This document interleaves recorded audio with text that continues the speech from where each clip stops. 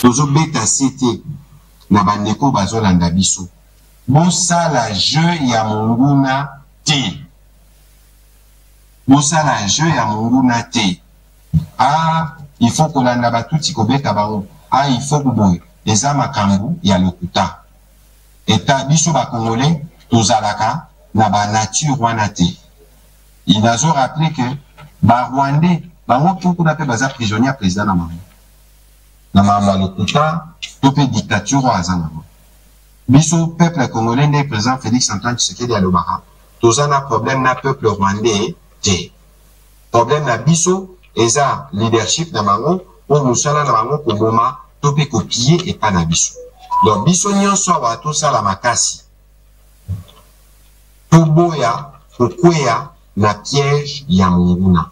Olandaki résolution ya sommet ya SADC na EAC Salimaki na Tanzanie na Dar es Salaam bolandaki ete bazui ba décision oyo sengeli cesser les faits et à observer na ba décan et sengeli pe ba retrait ya ba troupes étrangères tolandi yango mais tolandi bango te ko condamner au Rwanda. C'est là où aussi il y a une préoccupation ya bande kobele ba papa sentinelle mais tout le monde bande konabiso ya SADC na EAC ba yebi ete ya solo Rwanda ko bundisa République démocratique du Congo bango ba pesa ba résolution pour na ba M23 et sengeli ba cesser les faits pour observer cesser les faits et à la FRDC et sengeli retrait il y a des troupes étrangères de part d'autres tout ça mais pourquoi ne pas citer le Rwanda à travers le monde Tolanda qui par 2 fois Tombona qui na Conseil de sécurité des Nations Unies on a pointé clairement du doigt le Rwanda parce que ezali démontré par beaucoup de rapports ba images et belé ezali kolakisa que c'est le Rwanda qui attaque la RDC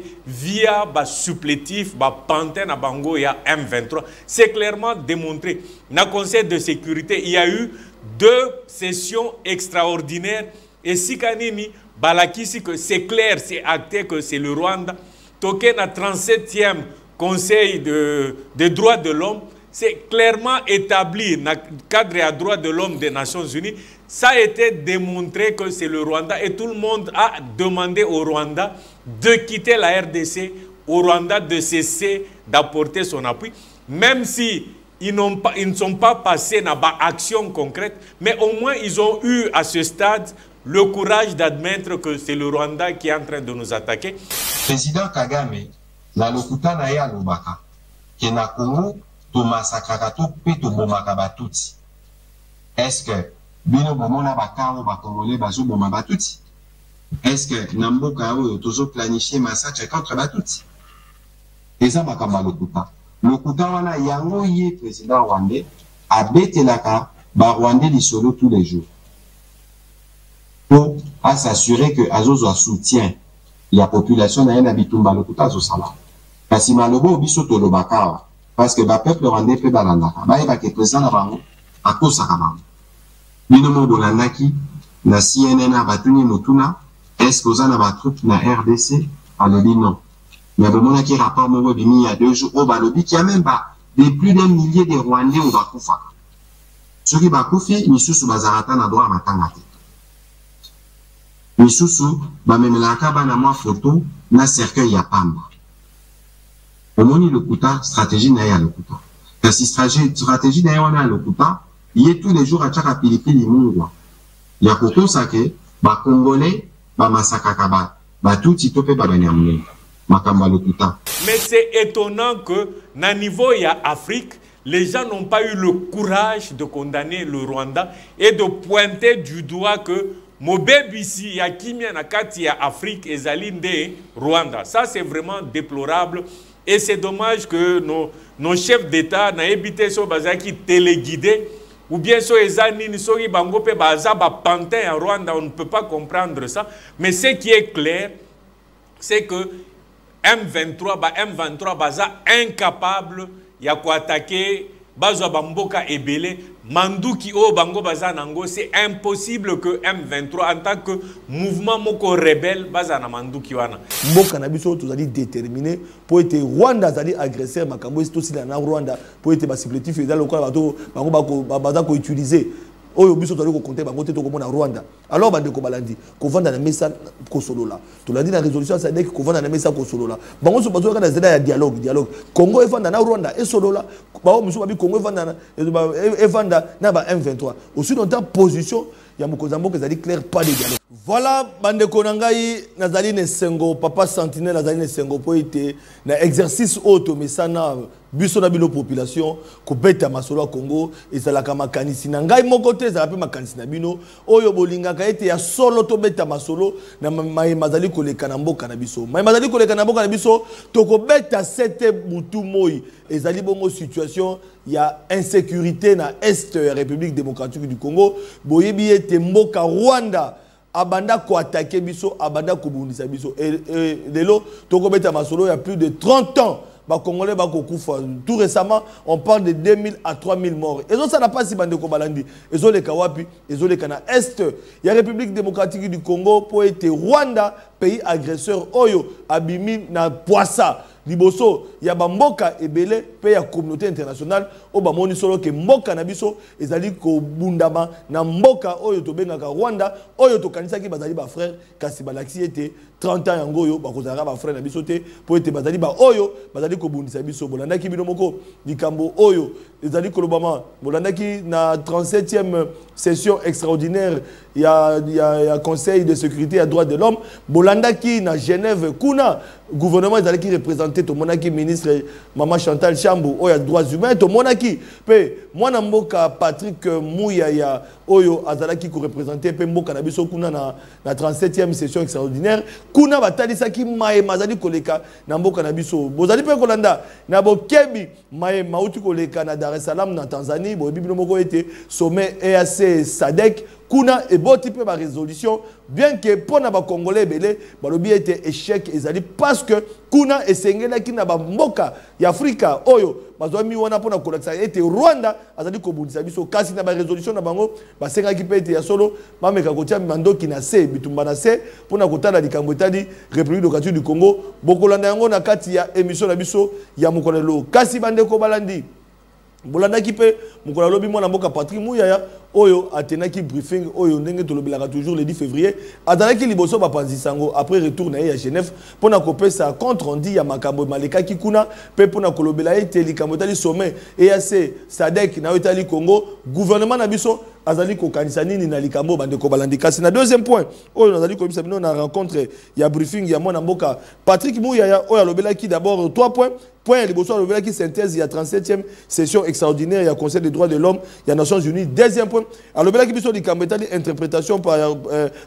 le gouvernement na réunion ya SADC EAC pe na suka atalisaki position ya mokonza mboka na mission ya bon office oyo Senko bazali ko proposer Senko elongo na SCC pour la résolution ya conflit ya SC kasi na deuxième point oyo na uti kotalisa bino esekebo ba ete mwana mboka Patrick Mouyaya a pesaki position ya gouvernement na biso na rencontre ya sommet ya le 8 février oyo sangisaki bandeko ya SADC na EAC kasi na kati kuna ba résolution ebimaki na mboka Tanzanie pona kotalisa ete esengeli na bamboka oyo bazwi bandoki ba étranger ba troupe étrangère nyonso oyo bazwi na mboka na biso esengeli ba obtenir plutôt ba observer cesser les faits immédiats et puis cessation ya ba hostilité na est ya République démocratique du Congo pe ba exiger retrait ya ba forces armées étrangères non invitées na territoire congolais et puis ba insister la nécessité de fournir assistance humanitaire na ba déplacer topé na ba population oyo bazali affecté bande ko balandi to ko beta masolo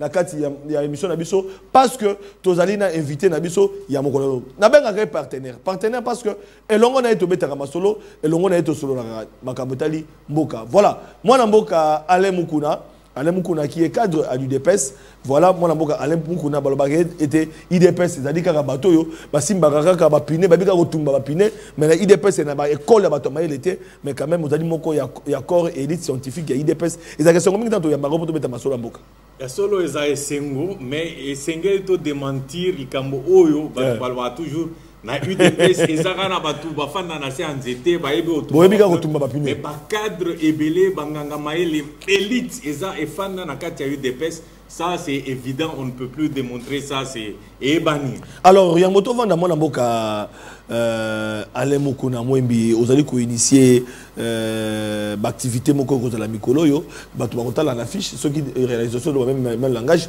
donc comment à travers affiche on a expliqué ba congolais voilà initiation au marché public oyo obengisi bandeko à partir il y a vendredi 21 au samedi 22 février oyo ba congolais les ba kutana de 17h à 19h initiative on est allé Alain Mokona au monique aux partenaires à solo parce que tous en AMTV toza na digital et puis toza na tokundola yoza véritable partenaire na so totangi na constitution na beaucoup likonzi na biso na article lende ya tout ni 62 article 62 et comment mi boy nul n'est censé ignorer la loi c'est vrai mi be ko eza nango ebele mais esengeli bande ko na biso na likambo etali ba marché public to si to beta ba masolo ebele etali ba marché public ba dérive ebele o esalama na cadre ba marché public et même pe ba konzi ebele na justice esengeli siko bande ko na biso bayeba mibeko o etali marché public parce que na bamboka nyonso pratiquement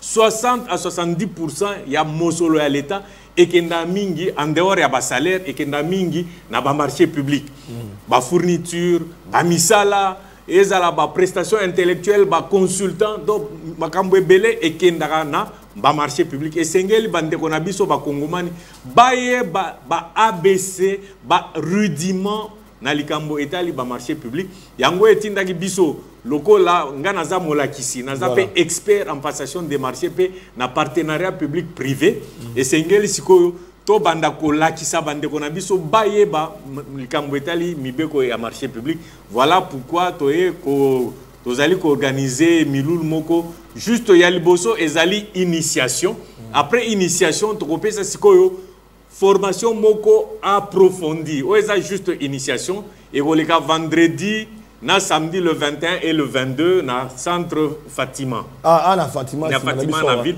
Donc bandeko nyonso bazali intéressé. Inscription gratuite. Inscription est à $20 et puis $85 pour la formation pour la initiation. Déjà votre bandiko ya. Contact ezali au moins ba contact eza déjà na affiche.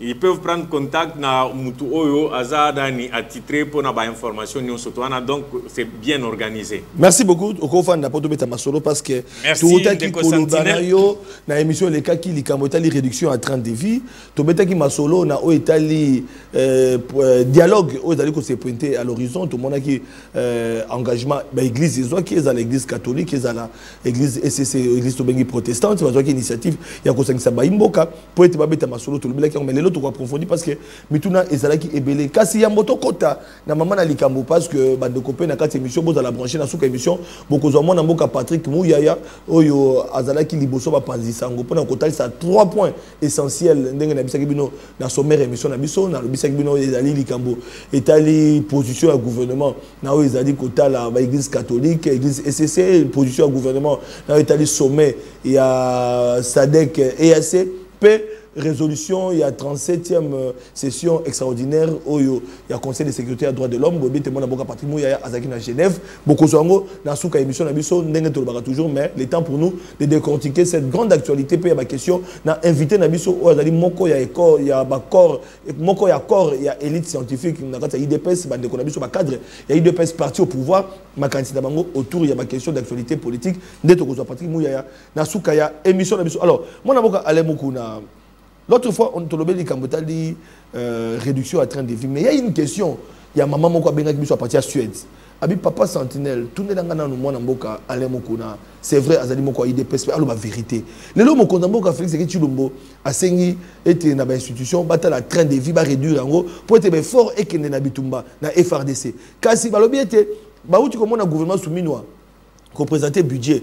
Projet à budget de l'Assemblée nationale, où les cas qui n'a débat, n'a pas député, les lots ne confient, le bureau de la promulgation, il y a budget, il y a mot cannabiso, mais on n'a pas pris en compte réduction en train de vie. Or, c'est le budget exercice 2025, où vous allez concourir. Alors, est-ce que Ekozala fantaisiste et pas mon Konzambo qui a fait Chilombo, réduction de train de vie, aussi longtemps, les parlements, si besoin qu'il y ait possession, il y a proposition à budget, il y a soumis, et qu'on corresponde en réalité, il y a vécu, il y a des Congolais, et ça dit qu'on la population, une fois de plus, Félix Sekedi a zombie population.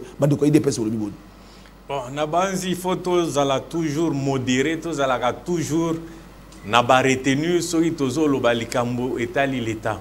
Na makambo etali l'État na banzi ndeko Sentinelle tolanda ba débat na Assemblée nationale avant toleka na loi de finances toleka na budget ya 2025 et loko ya liboso bandeko na biso ba député ba représentant ya peuple et loko ya liboso ba salaki ezalaki o babengaki loi rectificative ya le budget 2024. Ça signifie Herboko Minasuka parce que ndeko Sentinelle Kobo sanate entre eloko tobengi prévision na eloko tobengi réalisation deux fois ba écart ezalaka.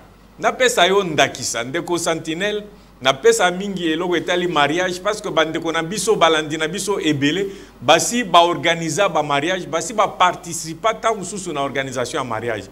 Okosa la projet na yo ya mariage olobi ngai na ozala par exemple na 250 invités. Au sali ba calcul na yo sur base il y a 250 invités.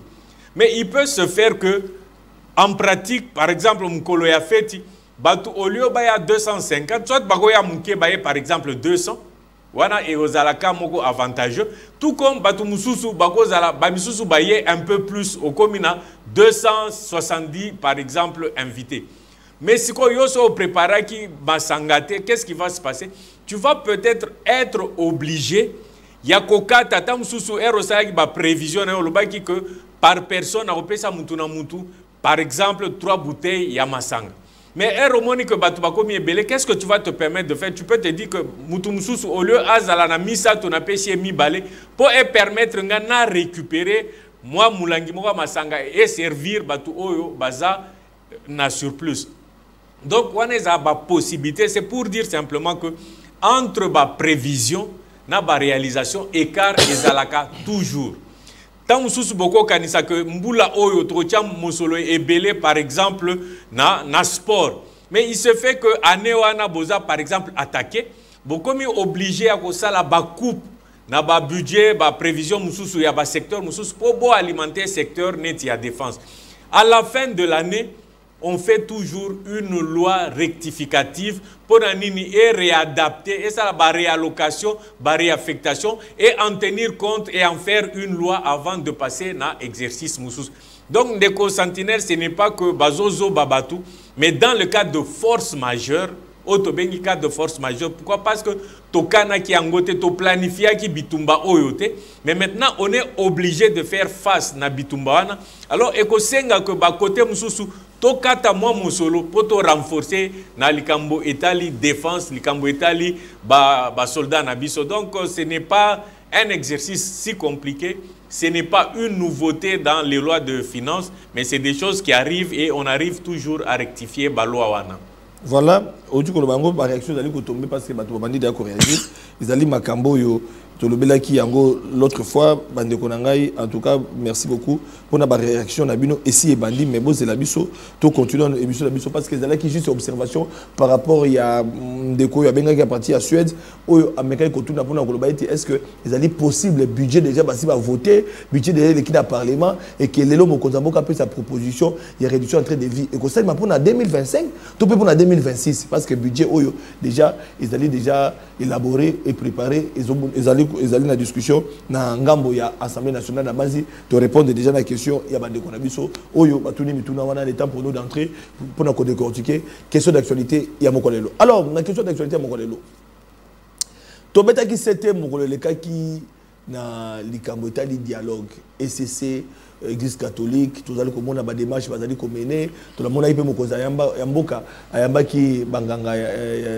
to kobenga banganga nzambe to mona ki pe ndenge banganga nzambe batambola ki basana nzambe pona kokutana par exemple na Martin Fayulu pour donner cet exemple to yoka ki pe na ngambo mosusu ya Moïse Katumbi Joseph Kabila oyo to yoki ete na ngambo na bango c'est à vérifier bango pe ba rejeter babo y rencontre wana ya kosangisa Félix Sekedi na bango pona kosolola déjà to bandi ko kada ba sango na bango mais na ngambo pe ya IDPS bango pe bazo ko kanisa eloko mususu na otali rencontre wana soki sengel lobby Félix Sekedi Tshilombo avant na ba opposant avant na Moïse Katumbi avant na Kabila avant na ba sesanga bande ko belé ya opposition avant na ba M23 parce que bolandaki résolution il y a sommet il y a SADC na EAC salimaki na Tanzanie na Dar es Salaam bolanda qui était ba décision oyo c'est les faits et à observer dans ba décan et c'est ngeli pe ba retrait il y a ba troupes étrangères tolandi yango mais tolandi bango te ko condamner au Rwanda c'est là où aussi il y a une préoccupation il y a ba ndekobele ba papa sentinelle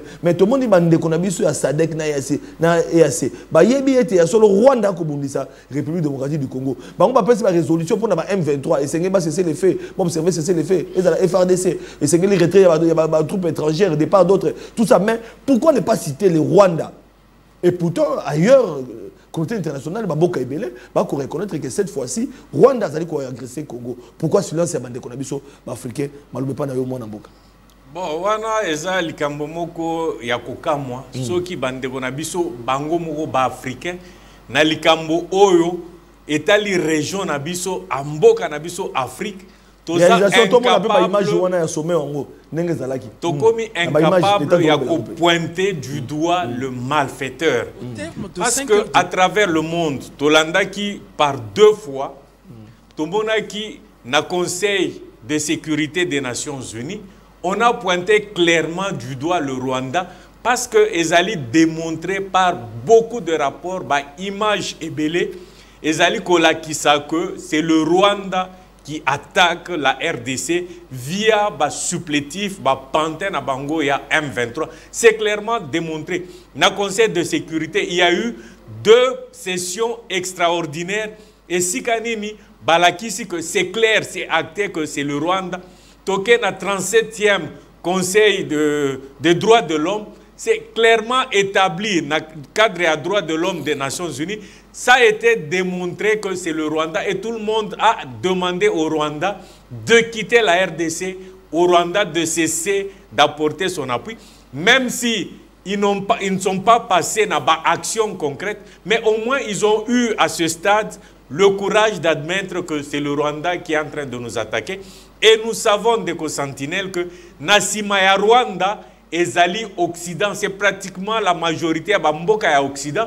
De bazali ko armée Rwanda po bayi baka mabele na biso o yatalo o to benga ni mabele moko ezali stratégique ba minerai stratégique. C'est clairement établi.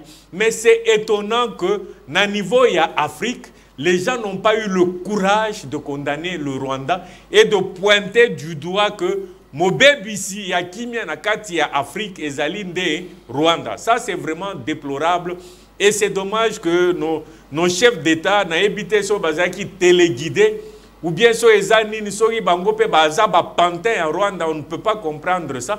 Mais ce qui est clair, c'est que M23 baza incapable ya ko attaquer bazo bamboka ebele manduki o bango baza nango. C'est impossible que M23 en tant que mouvement moko rebelle baza na manduki wana. C'est clairement établi et c'est dommage que ba pointer Rwanda te, et c'est pour ça que pour nous, nous considérons quelque part sommet wana comme un échec. Parce que dès lors que vous pointez Moutou Azosa la mabete, eza neti ndeko sentinelle, yo ozobe la malaria. Ceux qui ont attaqué la fièvre, ont bicate. Et c'est na origine, racine, source, il y a la fièvre, ezalinine. Ceux qui ont dit que ezali malaria ou attaqué à l'origine, en ce moment-là, au Kobik. Tant qu'on fera semblant, ça signifie que c'est la sous-région qui risque de s'embraser à cause de la situation. Parce que Sozi Bamboka neti Burundi, quelque part, ils se sentent aussi en insécurité. Ils doivent prendre des dispositions. Donc, il y a risque, il y a embrasement, il y a Bitumbana sous-région. Et Sengeli Bandekonabiso, dirigeant, Otobengi, dirigeant africain, bazo ba responsabilité na bango pour attaquer le mal à la racine et tous la solution une fois pour toutes. Tolingi tozongela même likambo tout le temps parce que Sengeli quand même Afrique. Toi avancer, et Sengeli Biso en Afrique, toi progresser. Pourquoi nos dirigeants ne peuvent pas prendre leurs responsabilités? Toi dit que ma chaîne Abiso en Union africaine, toi dit que c'est l'Union européenne, pratiquement presque à 80%, Bangonde va soutenir Abiso financièrement. Lokola baloba na lopoto, la main qui donne, c'est la main qui est au-dessus, c'est la main qui est supérieure, c'est la main qui dicte.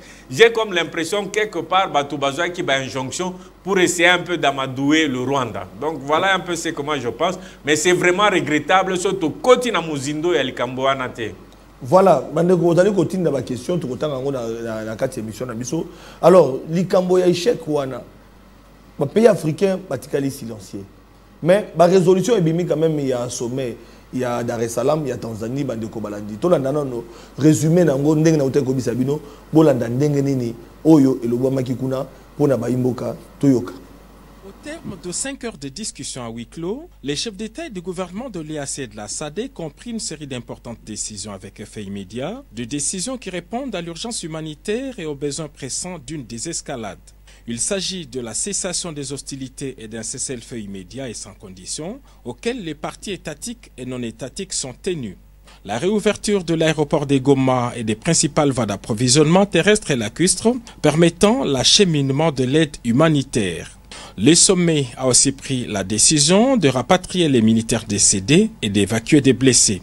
Le sommet de Dar es Salaam a en outre décidé de l'élaboration d'un plan de sécurisation de la ville de Goma et des zones environnantes. À ce sujet, les chefs d'état-major des armées de l'EAC et de la SADC se sont donné rendez-vous dans 5 jours pour vérifier l'application et la mise en œuvre de décisions prises. Par ailleurs, le sommet EAC-SADC a décidé de renforcer la coordination de la complémentarité structurelle des processus de Nairobi et de Luanda. Les sommets conjoints de Dar es Salaam a pris la décision, en consultation avec l'Union africaine, d'ajouter des facilitateurs supplémentaires venant même d'autres régions d'Afrique pour aider à la fusion de 2 processus. Le sommet a décidé de la relance urgente des négociations et dialogue avec toutes les parties étatiques et non étatiques, y compris les M23, dans le seul cadre des processus de Luanda et de Nairobi. Plus précisément, le sommet a exigé la fusion des 2 processus en un seul. Le sommet de Dar es Salaam a appelé à la mise en œuvre du concept d'opération du plan harmonisé de neutralisation des FDLR et la levée des mesures défensives du Rwanda, ainsi que le désengagement des forces du territoire congolais tel que prévu par les processus de Luanda. Le sommet a décidé de tenir une réunion conjointe des ministres des 2 blocs dans les 30 jours pour évaluer et accompagner toutes ces décisions. Enfin, le sommet a recommandé l'élaboration et la mise en œuvre de modalités de retrait des forces étrangères non invitées sur les territoires congolais. Tout compte fait, la République démocratique du Congo obtient une avancée dans son souci de soulager la peine de sa population meurtrie de Goma et de la partie est de la République. Merci na JC et puis na Junior Bazomi na kata régie. Bien que Benj Azana biso à la réalisation, tout a dit Okoba. Voilà bande Kobalandi. Alors, deuxième point, Nabiso parce que premier point tout que le Likambo ya sommet Oyo et to ezali échec pour Nabiso parce que et sengela qui ba mboka wana ba reconnaître bien qui ba mboka mosusu ya ba mboka mindele ba ko reconnaître Rwanda mais bande ko Nabiso africain ba kena résolution bangu mais ba boy ko pointer des doigts. Le Rwanda, oyo azali pays agressif na ba supplétif na M23. Kasi na makanisi ya koluka kimia bande ko nangai. Église ya pe koti masolo.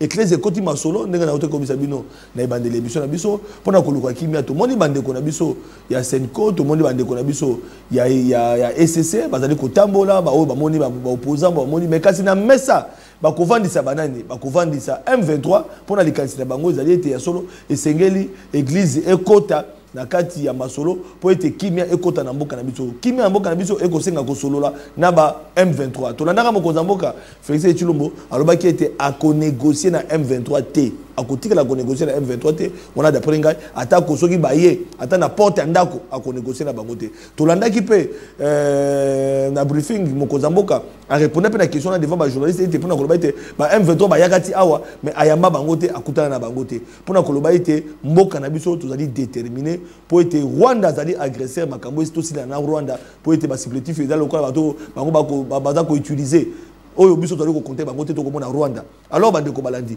ko vanda na mesa ko solola to landi na résolution ça dit ko vanda na mesa ko solola bango so bazo kana zela ya dialogue Congo e vanda na Rwanda e solola ba o muso ba bi Congo e vanda na e vanda na ba M23 aussi dans ta position ya mokonza mboka zali clair pas de dialogue alors moi na mboka Alain Mukuna, au regard il y a Ecclesia, au regard il y a Misala Ecclesia, Misala Oyo, sommet, et assez Sadek qui va proposer kaka, dialogue.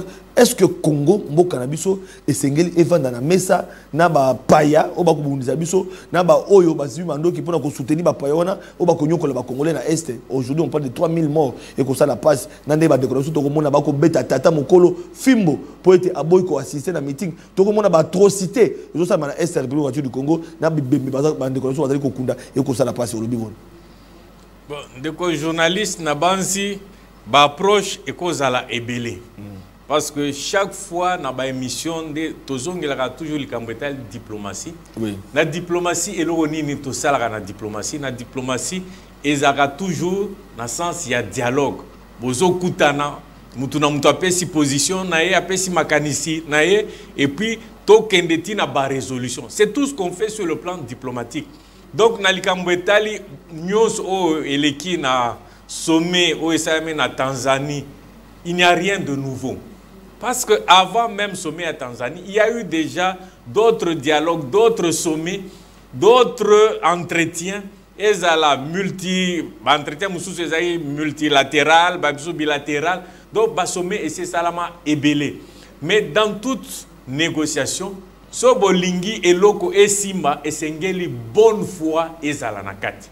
Mais en ce qui concerne l'Ikamboya Est et RDC, on ne voit pas la bonne foi dans le chef Yaba Rebelle. On ne voit pas la bonne foi dans le chef Yamutu Oyo Azali ko attaqué Biso donc Kagame.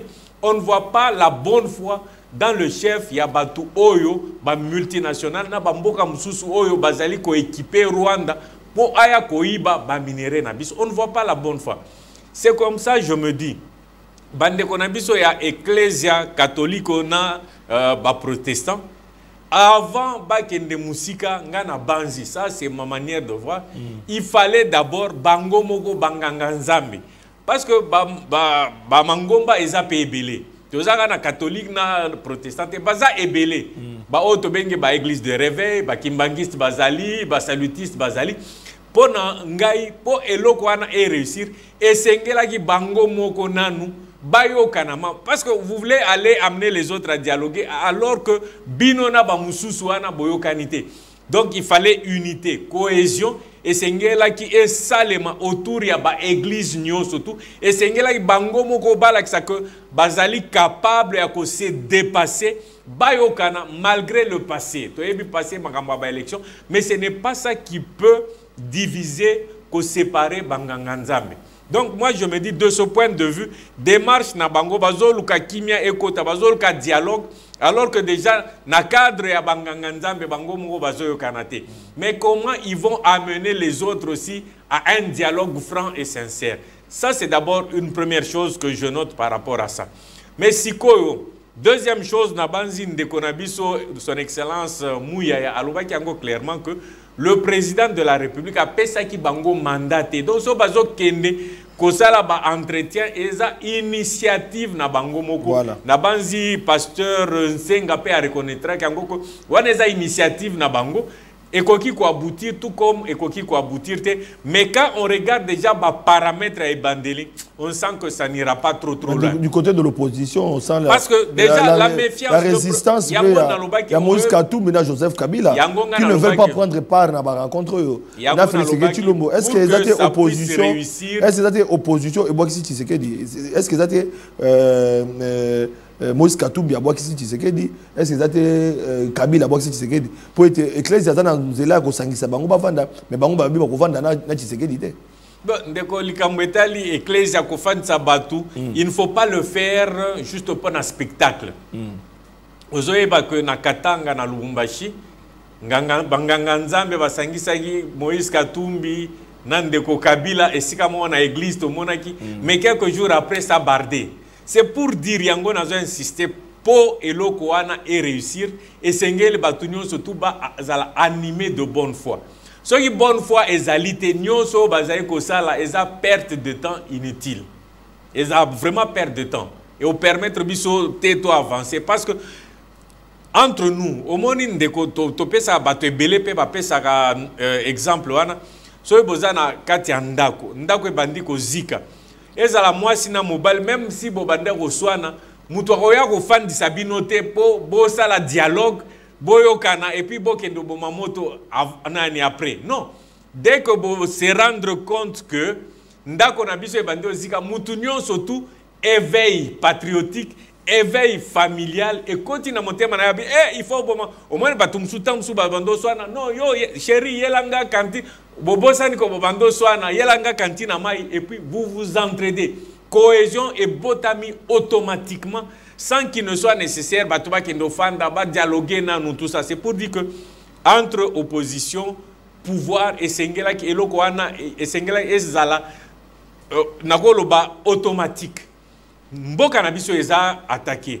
Il y a des territoires entiers qui sont entre les mains à rebelles, même si nous avons l'espoir que nous allons récupérer ça parce que c'est tobunda eza obligation na biso, mais essengel quand même quelque part sursaut patriotique parce que bango basala ki mouvement na bango babengi sursaut patriotique mais tomoni angote.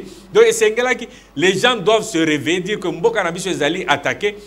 Quel que soit antécédent en rapport avec l'élection, maintenant nous devons nous rassembler.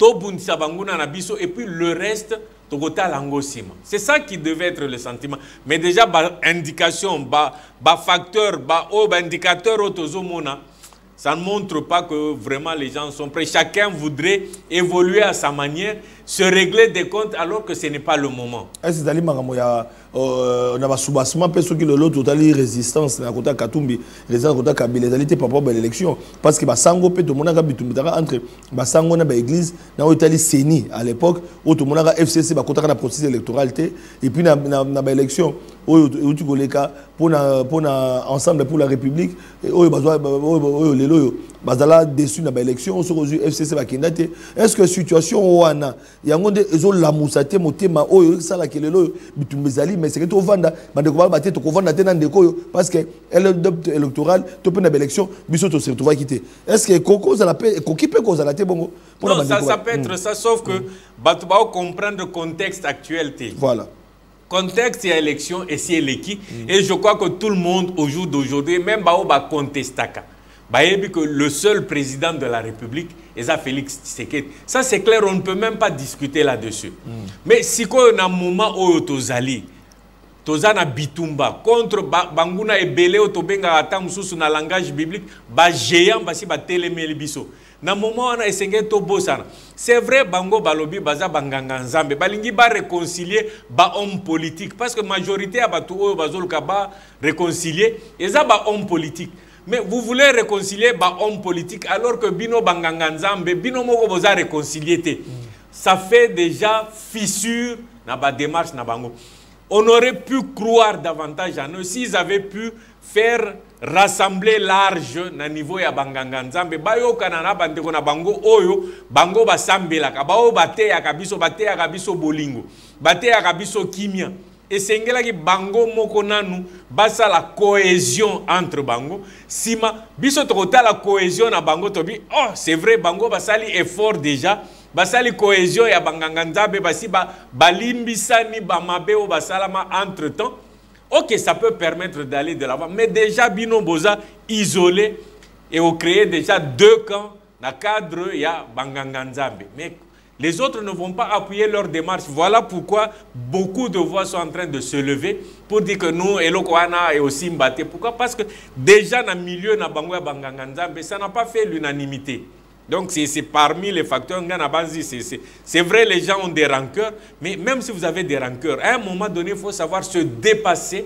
Pourquoi? Pour un intérêt en boca. C'est ça qui est très important dans le moment où Ezali Kosenga Moutounio surtout à se dépasser pour que tout soit solution. Kimia et Kotana Est en boca nabiso une fois pour toutes. Parce que Bandekonabiso Bao Bazali Kokufa, il n'y a pas que les ressortissants de l'Est. Et ça, comme c'est dit dans la Constitution, nous surtout, au cause de la Moulouba, au cause de la Moukongo, au cause de la Mungala, tu vas aller t'installer là-bas. Donc, ce sont des Congolais. Les Congolais à pouvoir, tout comme ba Congolais ya opposition. Donc ba bal et ponakate oh yoza mto pouvoir na kozwa yote na kendo zaka mto opposition ou bien na tiki mto opposition na ke kozwa mto pouvoir. C'est ça qu'on dit que les balles ne choisissent pas, les balles tuent, elles à la mto pouvoir, elles à la mto opposition. Donc essengeli siko na moment oyo to mi dépasser, to sala effort ba oyo ba salana ki mabe balimbisana et puis qu'on puisse aller de l'avant. On n'a pas trop de temps à perdre parce que l'ennemi est en train de venir, le feu est en train de prendre et c'est que très rapidement tous ont la solution parce que c'est vrai. Na landa kutu dabanzi feza la députée moko tanzanienne Azamwasi. Elle disait clairement que Bango Bakoki Koya Kokufa na place na bisoté. Donc c'est pour dire que l'affaire ya est d'abord et prioritairement likambo etal biso ba Congolais. Ba misusu wana Bakoki Koya Kosunga biso. Mais soy bakuti biso na division. Bakuti biso sans cohésion nationale, c'est facile. Même bandeko na biso bandeko banguna na biso kututoloba. Bazoko dominer biso pourquoi? Parce qu'ils trouvent une maison affaiblie, une maison divisée. Même la Bible Balobinini, une maison divisée contre elle-même ne peut pas subsister. Voilà pourquoi l'union fait la force. De Constantine, nani moi qui ti oyeko za la poids, ngamo na koki angote mais biso mi balé to sangisi makasi na biso to tomboli yango. L'union fait la force. Na répété ango na ba Congomani nyoso, l'union fait la force. C'est ce qui va nous permettre d'aller de l'avant. Tobo sana va passer Nabiso, mais regardons l'avenir. Voilà, ça c'est une très bonne chose. Mais il y a eu des contributions aussi, FRDC à gauche, à droite, tout le bélag qui a la fois passée, tout le monde qui a une institution, qui a dit que tu as solo, mais soupi bazali que le baït et à solo, c'est pas ça peut ma coquine à bango, bien que la réduction en train de vivre à retour dans l'institution, mais tu me souviens de bonnes fois, bazali peut pas accompagner pour pas faire ça effort de guerre. Alors, inquiétude à batuzaki autour, il y a bateau, va s'engager pour détourner, au Carabado va détourner qui mongo, il y a soldats, au Carabado va détourner qui mongo va fonctionner, au projet boy, il y a des motos à passer, aux autres à passation de marché, au Koyoka va détourner. Alors, au regard à des tourneurs, voulais-je dire, au monde a l'inspection générale des finances, la Cour des comptes et les autres, va traquer, va tout sater. Et pourtant, Mokonzamboka a tapé du poing sur la table pour que cette fois-ci, Bato Sengeli tout soutenir FRDC pour tout le monde. Mais des tracteurs, au Bayo Kakati, Bato Mangongi. Et Sengeli va casser la bango et tout, il y a peine de mort. Tu peux Sengeli va condamner Bango autrement parce qu'il y a des questions qui vont mettre autour de la question. Parce que Mobé Konabiso, Ezana Auto Bengara, code pénal. Code pénal, Ezanini, Ezali Mibeko, Ezola Kisako, Eloko Boé, Ezali infraction. Sosali infraction, Songolo, sanction P, Ezali Pakala. C'est déjà, ça existe. Sauf que Moutou a détourné Mosolo à l'État, on ne va pas réinventer la roue, les sanctions existent. Mais si Eloko et Bomarabiso, le manque de sanctions.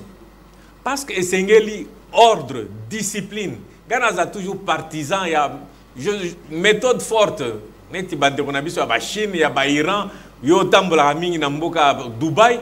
Là, on ne blague pas. Quand tu voles, on te réserve une sanction sévère. S'il faut pas même les Chinois, mais oui, c'est pour dire que peut-être Biso Toza n'a pas sanction aussi sévère que Oya Bangote, mais il faut des mesures moko et dissuasives.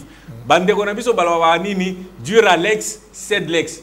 La loi est dure, mais c'est la loi. Et la moine, et le Bomarabiso ba Congolais sentiment. Laissez faire, laissez aller laxisme des Obomabiso.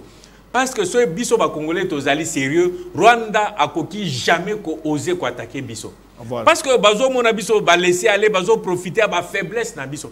Et Sengeli Mutuso qui a eu Musolo à l'État, il faut appliquer la sanction, décourager dès le départ. Voilà. On ne peut pas transiger dans Moïbi. Musolo à l'État. Iba mbongo ya ndako na bino, ya papa na bino, ya mama na bino, mais mosolo ya l'État, ça mosolo ya biso banso. Mosolo na dezo permettre biso totonga banzela, totonga ba kelasi, totonga ba hôpitaux.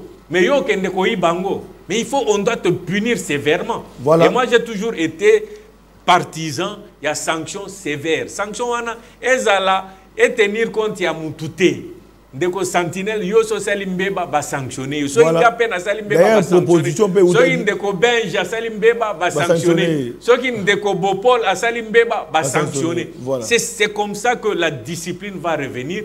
Batu ba kobondayi ba na mosolo à l'état te babiloko etali ba militaire ba munition batu ba kosaka na ngote likambo etali ration ya ba militaire o saka na ngote parce que bande ko na biso wana ils ont livré leur vie pour la biso to la kana kimia tout na 3 minutes alors mais alors dans cette question on a la question on a tout kolobela wa ndenge tout koloba likambo etali ba ba détonaka même Constant Mutamba ministre information na briefing d'ailleurs devant ba journaliste il disait que pour na yekutu proposition kozala ba mibi à cravate au bas l'État, il faut pas mériter peine de mort. En tout cas, il faut modifier loi so ba combien on a moubé et puis tout le monde mais c'est pour dire que dans l'église qu'on est au Sambela les lois de Constant Mutamba ministre ya justice comme on a été et pas walé ça comme on a été ya solo ba ça le ministre au Sambela pour écolo tous pour la patrie et ils ont quand même makamisa malamu sincérité ezala parce que le kamomsusu ne ko sentinelle permettre mais et cause à la tam susoneti mot de la fin pour na biso ba Christo Yesu Christo mokonzi na biso aloba boye parmi ba mibé ko alobi beaucoup oyo to benga ka Biblia et c'est résumé juste en 2 phrases. Tu aimeras le Seigneur ton Dieu de tout ton cœur, de toute ton âme, de toute ta force. Wana bolingo po na nzambe oto mona kate. Mais ensuite alobi tu aimeras ton prochain comme toi-même. Ndeko santine so ina lingio lokola na milinginga moko. Est-ce que na kokio tielo poison na maito na verre na yo? Impossible. Donc ceux qui biso tozo sale la likambo oyo etali bolingo. Olingi congolais, olingi pemboka Congo, jamais tu ne peux trahir, jamais tu ne peux mettre du poison dans le verre de ton frère parce que lui mettre dans ton verre tu ne peux jamais mettre du poison. Lokolo lingié, lokolo milingaka, tu ne peux pas faire ça. Donc na likambo etali mosolo ya ba militaire, ba policier. Ceux qui t'ont mis lingi à solo, on ne pourra jamais détourner leur argent. Tokozala honnête, tokozala intègre, tokozala kutu, lisusu na posa ba contrôler biso lisusu te parce que mutu na mutu oza déjà honnête, il sait que papier rama, papier ba stylo o eza ya l'état na koki koyiba ngote. Pourquoi au nom de l'amour qu'il porte envers d'autres Congolais? C'est ça qui est fondamental. Voilà pourquoi dans le bac na makambo etali ba dialogue. Est-ce que sincérité ezali? Est-ce que bonne foi ezali? Est-ce que bolingo ya solo ezali? Erozoboma 3000 Congolais. Et puis balobi 3000 wana c'est le minimum, peut-être certains pas des chiffres de 10 000 morts. Oyo batumususu bibembe na bango eza ko traîner à gauche à droite. Mais vous imaginez si quelqu'un a l'amour, est-ce qu'il peut tuer son propre frère? Non. Donc voilà pourquoi il faut sévérité et zonga na mboka Congo. Mutuswa sali mabe, bakatele et tumbu, il paye et puis on avance. Voilà mon amboka Alain Mukuna parce que tu reçois l'élément échange entre ministre il y a information pour le gouvernement mon amboka Patrick Mouyaya ou asala ki mokolo ya lobby tozala ki wana pour na kotuna mituna et sengeli to ba été ya solo avant de la ki mingi likambo etali tout pour la patrie a utaki Genève ou Kolanda pour na etali ba résolution et que lelo victoire pour la République démocratique du Congo na voie diplomatie ya ko belela ya solo ndenge ba atrocité et les qui na est pe bolanda ki na ba résolution ya conseil des droits de l'homme et les Nations Unies et à Genève, Bolandi était à solo République démocratique du Congo, les loyo mongongo na eyokani pe ba condamner Rwanda. C'est mo ba été ba condamner Rwanda pour na ba atrocité o esalemi na est ba to ba kufi na est et ko ça na passe to Rwanda Patrick Mouyaya mais avant to Patrick Mouyaya peut-être moi na mboka ale muku na dernier mot peut-être message à Souka na batisateur pour moto to kabona na élément oyo ya ministre information. Non, élément autokoloba na Souka ya émission. Il faut garder l'espoir. La situation est certes compliquée, difficile. Est-ce que moyen zali toko récupérer le sous? Mais je crois que nous devons garder espoir. Nous devons garder confiance en nous-mêmes pour dire que la période difficile et la vie ya mutunyo surtout mais souka tokolonga mais potolonga et sengel to la discipliner.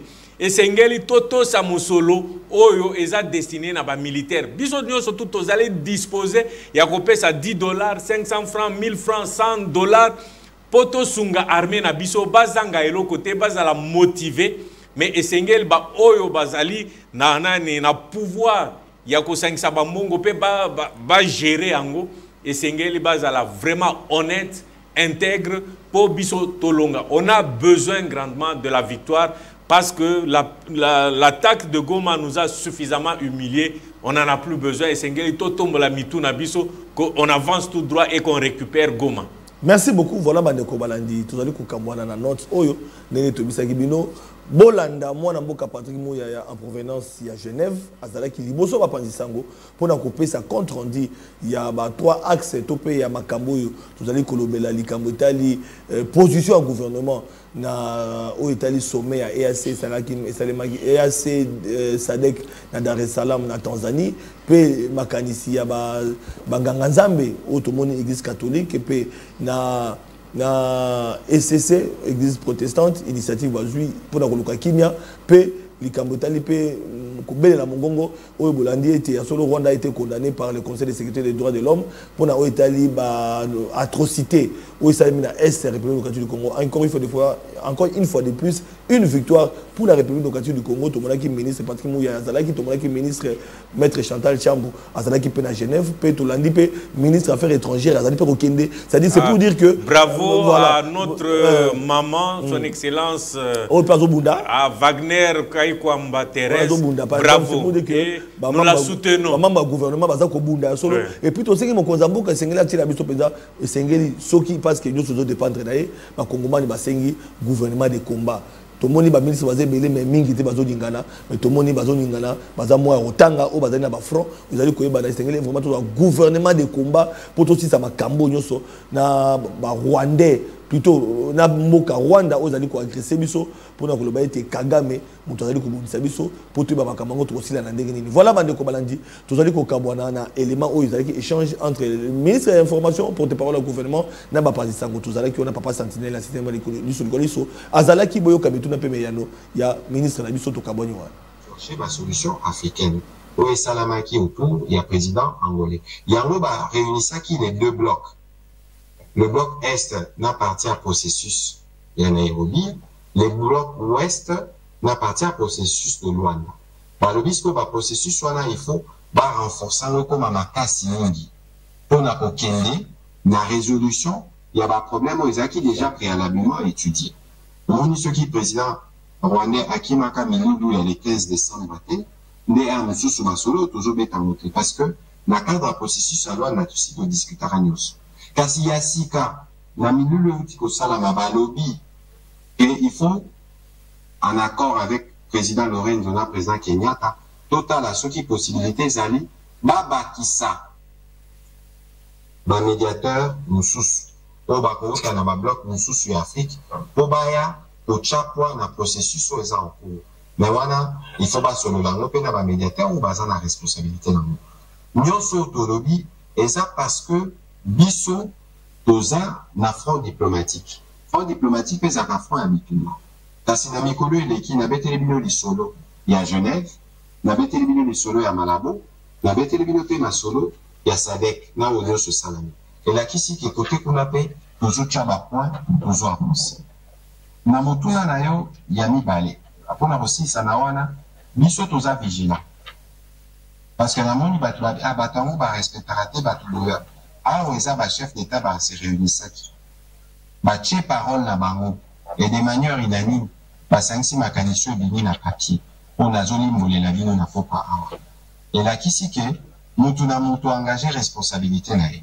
Na mikolozali koya, je crois, mercredi ou jeudi. Et aux en a réunion, il y a ma kondia ba ma pinga, ba mboka wana nyonso.